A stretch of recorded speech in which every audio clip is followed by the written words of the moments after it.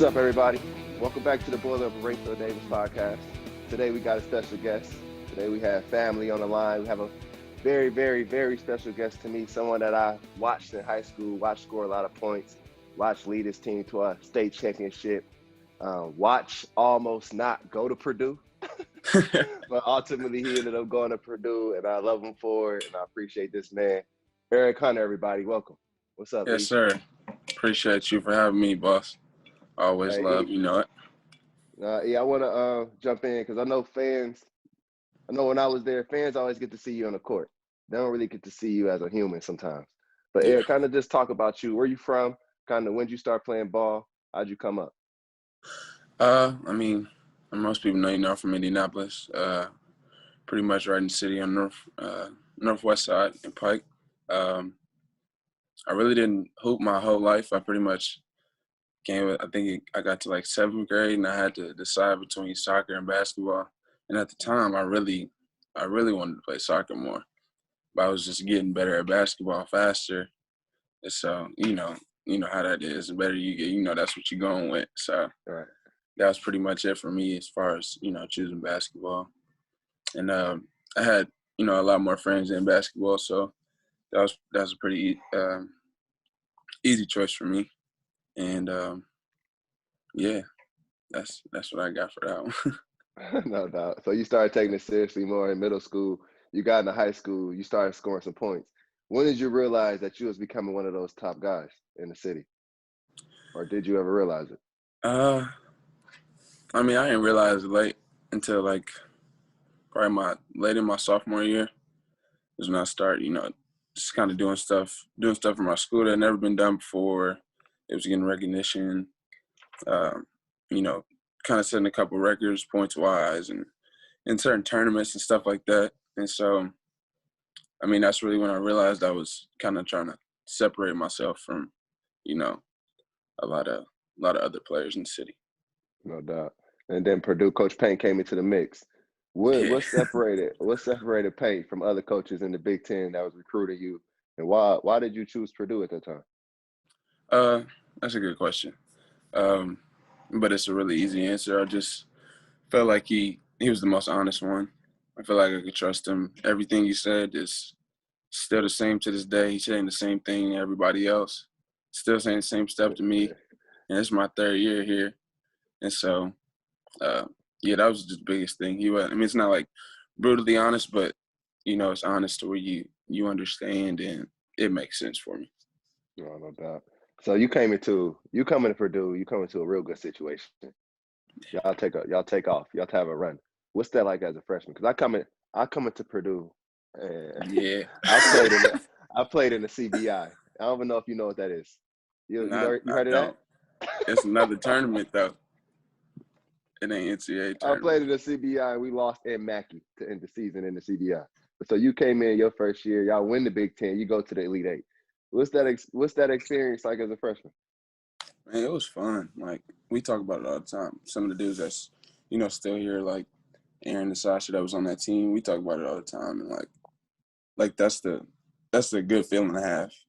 Is that your team's winning, your team's good, you're getting a recognition, but like I mean, you gotta think about the dudes I was playing with my freshman year, and they've been through some stuff while they was here too, and they've always won through it, and kind of use that as an example for different teams that I play with. Past 2 years, of course.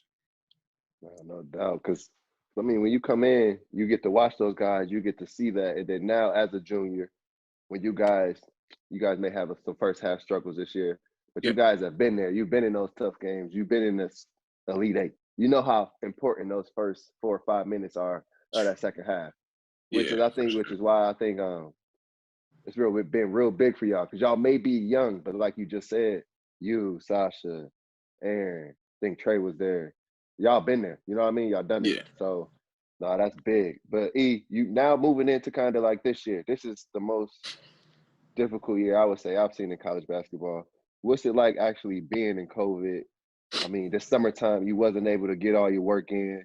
You actually got hurt during COVID. What's that Yeah. like? Talk about that. Because I mean, It and I don't want to was, cut you off because I won't cut you off, but I do mhm, remember I got hurt. I hurt my knee my senior year, yeah, and it was treatment around the clock. It was every 2 hours here, be here. You can get into the weight room whenever you want, rehab, but you yeah, guys had restrictions, so it had to be difficult. yeah. I mean, it definitely was. I mean, shoot, starting back in the summer, we was in and out of quarantine, in and out of team workouts, individual workouts, and sometimes dudes would be not doing anything for like 2 months, depending on the situation. You know, so that was also weird. Of course, me getting hurt, I never got hurt like that, and for it to happen at a time like this was it was real frustrating, and just especially because I've been waiting so long to play anyway, since what was it? Since March of last year. Right. So, when it's time to play again, I was ready. I was in full mode, and then that happened, and that was just frustrating. Just because it just took so long for us to be able to play again. Mhm. What's some things that you and the guys knowing the situation this year, knowing this? I mean, you obviously you want to win all the games you can. You want to win the Big Ten. You want to go to the Sweet 16. You want to go to Elite Eight. You want to go to Final Four. But what's Yeah. some things that you guys can get out of it, knowing that it's more of a free year in a sense? Are you guys setting other goals as a team? Uh, I mean, no, not necessarily. Goals. We still got the same goals. Win the Big Ten, make the tournament, stuff like that. We've been doing this since you was here, since before that, and so. But I mean, me personally, I just try to continue to learn as much as I can, because it's kind of like we're stealing a year out of it. Hmm. So just being able to learn as much as I can in a year that they say doesn't matter, but it still matters. But Exactly. in reality, it necessarily doesn't. But yeah, just continue to try to learn on my own, and use that for the next year. Yeah, no doubt. Because some people would say you've taken a shift defensively. I mean, I've seen it last year. As I seen, I mean, I could Yeah, be wrong, man. but you checked Cassius Winston. You checked him last year, right, Mackie? Yeah, Yeah. So I that was remember. I me. mean, yeah. So you didn't necessarily get the credit because I mean, when you got another great defender on your team, they always get the credit. I For mean, with Don Knockers play with me, he guarded man, a lot of dudes that they said I guarded. So I feel you. So I've seen that early, your defensive abilities. But is yeah, it something that kind of took a shift in you this year to make you want to lock down more, or are you just seeing people just starting to see what you've been doing? yeah. I mean, I guess it's probably a little bit of both. I know this year I had to take it up another level, uh, to get the recognition that I wanted, for myself and for my team. But I mean, it really started, man, my freshman year when I told them dudes I was playing with, man, no J. And them was the guards I was playing behind. So, of course, I wasn't gonna score more points than Carson, and I had to try to find a way to defend just as good as Jill, because he got Big Ten honors on defensive team after that year, and then yeah, I think it was last year. But yeah, man, just finding my way on the court was the biggest thing for me, and I No, knew no that doubt. that was what it was with paint. And he let it be known, Coach Brent, like if he can guard, he ain't gonna take you out, Mm, that's and true. you know that.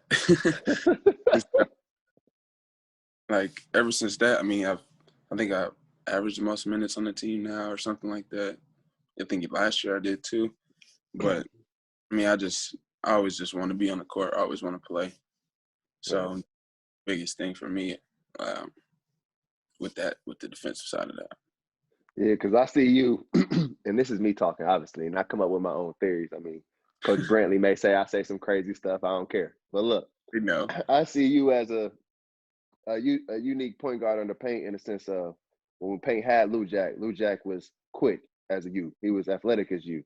But then you transition. But Lou Jack couldn't shoot as well as you. I mean, just to be honest with you, you can really, really shoot the ball. You're known for shooting the ball. But then you transition to PJ. PJ could really shoot the ball, but he wasn't athletic as you. He wasn't nearly the athlete that you was on the defensive end. You know what I mean? So I think you're kind of in that unique situation, which is why another reason I think you guys are having success, even being young, because you stabilize the team on both ends. You know what I yeah, mean? You can give it on defense, but then also you have a real good sense of time. You know what I mean? You real good about making a big bucket, taking a big bucket, whether you make it or miss it. Just having the ability to be a point guard and just take the shot. You know what I mean? So Yeah, no, I think all of that is huge. And coming out of COVID, like you said, I know you want to win a lot of games. And you having an exciting season. You've been in the Big Ten 3 years. What's that game or that road trip that you look forward to going to? What's that tough arena? I know right now you're not playing with fans, but yeah. thinking there's fans in there. But I mean, still, I mean, it's probably a tie between IU and Michigan State. Maryland, when they had them fans, though, that's a tough place. Man, it's For tough. Yeah. my freshman year, we lost to them. We was up by like 12. We should have won by like 20. They ended up winning. Fans was Yeah. going crazy in there, going crazy. But like getting excited for it, getting up for the game is probably between uh, Indiana and Michigan State for sure. No doubt. And I'm just curious, just kind of feeding off of that. Is it different going on the road this year, or you still got that same kind of, you know what I mean? Does it feel the same playing in Maryland with no fans? No, not at all. I mean, it doesn't. Road games don't feel the same at all. Uh, as far as the environment that you're in, you know what I mean. Hmm. Hmm. But as far as you go in there, we just got our 15 to 25 people with us, and they 30 to 35. You know what I'm saying? So Sound like I'm about to have a street fight. yeah. So I mean, that's pretty much the only. But you That's still got you go on the road game. It's still everybody against you. So yeah, no doubt. Hey, Eric, I know like a lot of people always want to know what's it like playing for Paint. Kind of, what's Paint like as a coach? I know how he is as a person. Everybody knows how he is, but what's it like being in one of those practices? uh, I mean, I think that's probably one of my more favorite things now because I mean the way he is in practice and how he breaks stuff down. Hold on. Y'all Oh, doing over there, man? Tell him you on some important. Tell me you on some important call, man. nah, he walked in the door. Mason did, What but up, Mason? yeah, I didn't hear you. You want me to start that one over? Or you want to start that question over? Nah, you good. We can edit it out. All right, bet, perfect. I'm gonna start over. Uh, I think the biggest thing uh, in practice is he just like to break stuff down for you, make sure you understand stuff. And I know it's some guys I know that don't get that every day at practice. It's like more of a sometimes either screaming or it's needed. You don't not getting explanation at all. So Hmm. I learned to just value that and appreciate that from him and just use it to learn every day. No doubt. And Eric, you went from like you said, underclassmen to upperclassmen. Not even in just the sense of the word, but just in the sense of leadership, real quick, because you guys don't have any seniors. So I Yeah, mean, you went from last year. You were playing the most minutes of the team, but you weren't necessarily looked at as the leader, the guy. You're a sophomore still. This year, I mean, y'all had some guys transfer out right away in the spring. You the guy. You the leader. These freshmen, they come in, they look to you. Even Mason and I mean Brandon, they're red shirt, but they still look to you. I yeah. know what's that like being a leader now? Is that do you like it? What's that role? What's it been? We'll talk about that. Uh, I mean, I like it definitely for sure. You being an older guy, you know a lot more now. You understand the game on a deeper level rather than when you first get there, get to college. And so, uh, I mean, but I owe a lot to dudes like you, Grady, Ryan. Just they've already been in that position, and they kind of laid it out, gave me the blueprint, gave me some pointers in different times. Um, yeah, like I mean, you'll hit me randomly after a game, before a game, or something, saying something. I just try to use that different type of stuff, and based off my own intellect as well, and just try to be better for my team. No doubt, because your leadership. I mean, you may have a game where I'm not saying this is for fact. I'm giving this example. You may have a game. You may have 6, 8 points, but you take a guy, you take him completely off the game defensively. You lead the guys. You get those young guys going. I mean, essentially, you're super essential to that win. You know what I mean? Yeah, And then for you, sure. I keep, and you once, and you're a guy too that not only can you do that, you can give it on defense like I did.